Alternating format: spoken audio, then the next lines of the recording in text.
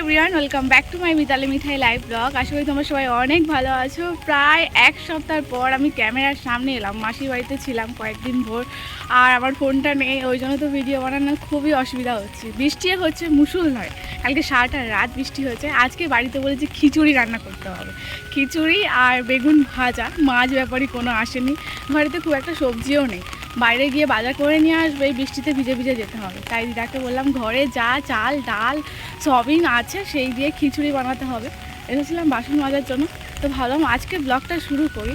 ওয়েদারটা দেখো, মানে খুবই সুন্দর আছে। বৃষ্টিতে ভিজতে মন করে, কিন্তু ভেজা যাবে না, শরীর খারাপ হয়ে যাবে। এখন ভিডিওটা শুরু করেছি, দেখো মামাকে বলি ছাতাটা একটু ধরো, আমি একটু ভিডিওটা বানাই। তো তাই মামার ছাতা ধরে আছে, আমি ভিডিও বানাচ্ছি। কত হেল্পার দেখেছো। ভিডিওটা তো শুরু করতে হবে। বাসনগুলো মাঝে বলে এলাম, কিন্তু পারবো না, বাড়ির দিকে যাই। আজকে সারাটা দিন বাড়িতে দিদা দাদু মিঠাই সবাইকে নিয়ে সময় কাটাবো, রান্না বান্না হইচই করে।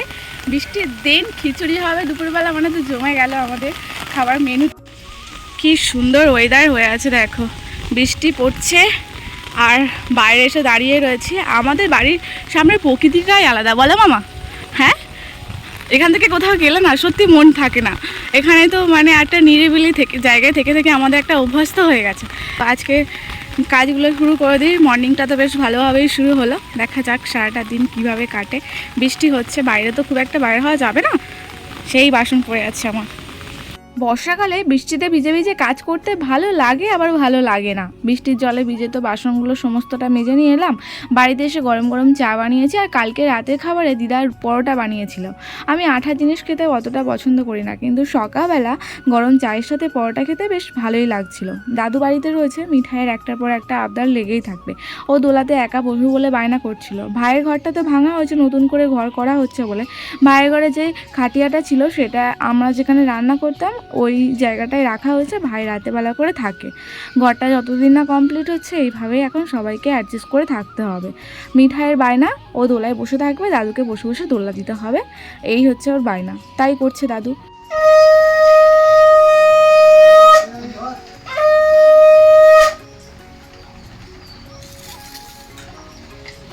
আজ বেলায় রান্না হবে বলে দিদা বাসি কাজ সেরে নিয়ে স্নান করে ঠাকুরের ভোগ জলটা দিয়ে দিল। কি খাচ্ছ দিদা? কি খাচ্ছ? স্কুল থেকে ভাত দিয়েছে, দাদুর কাছে বলছে ভাত খাবো, আমি ভাত খাবো। মিঠাই আছে গুড গার্ল হয়ে গেছে, ডিম দিয়ে ভাত খাচ্ছে, দাদু খাইয়ে দিচ্ছে। আজকে সারাদিন দাদু আছে মানে মিঠাই কোনো চিন্তা নেই।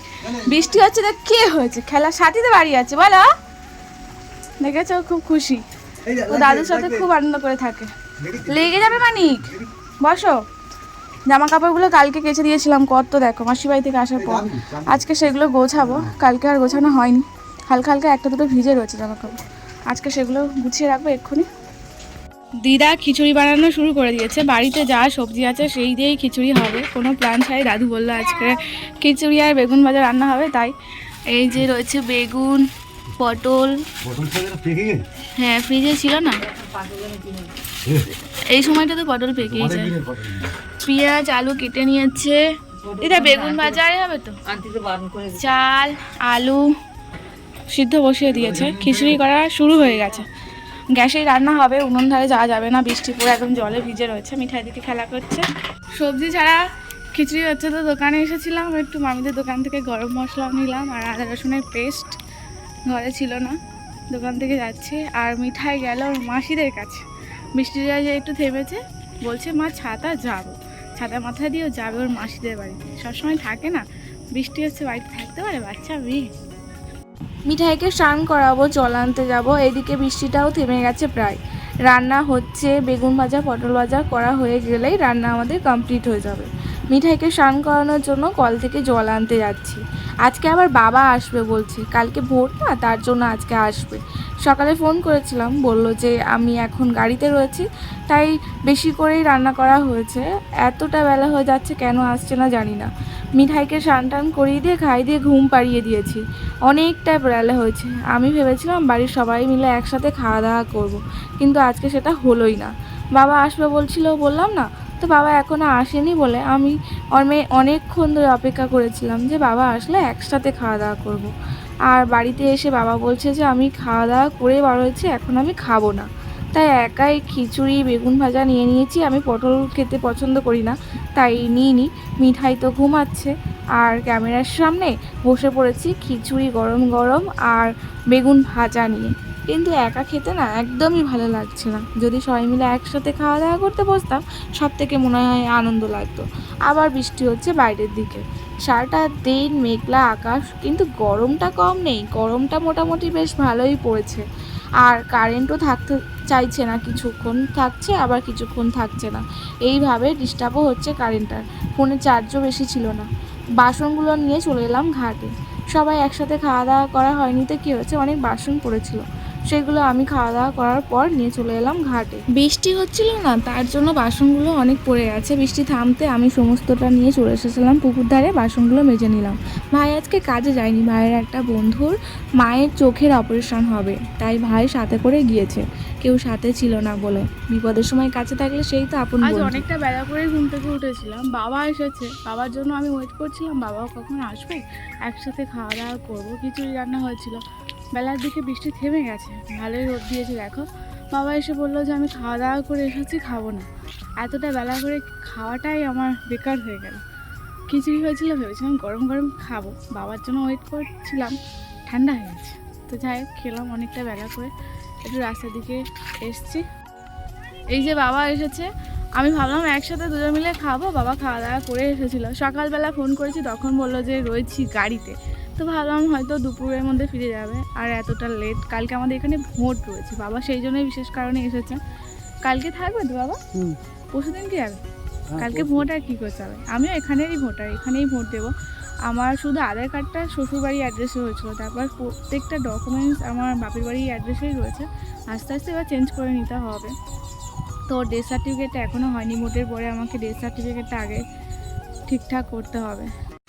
বাবা আসার সময় লিচু নিয়ে এসেছে, এই বছরে প্রথম লিচু খাবো, বছরের প্রথম লিচু।